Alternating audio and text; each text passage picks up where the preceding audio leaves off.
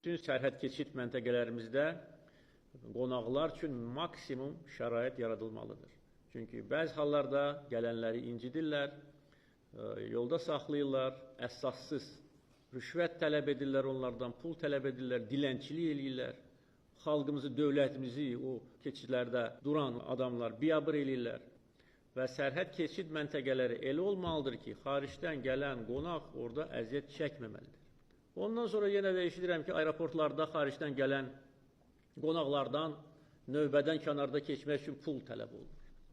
Bu dərəcədə alçaqlıq, belə nə deyim, bir söz tapa bilmirəm, belə biabırçılıq olmaz.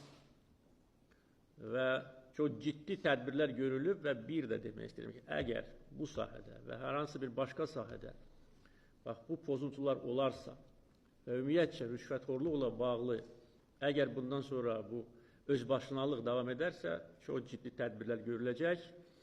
Heç bir keçmiş xidmət nəzərə almadan bütün məsul şəxslər cəzalandırılacaq.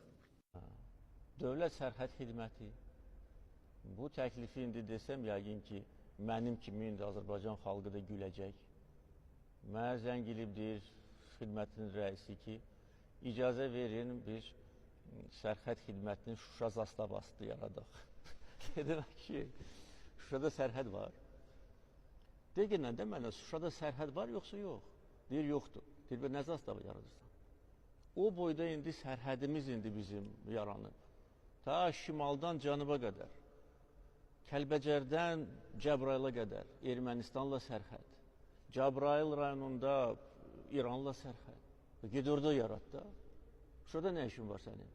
Yenə də gəlim, oturum, yerləşim, iqamətgah qurum, hamısı da dövlət hesabına.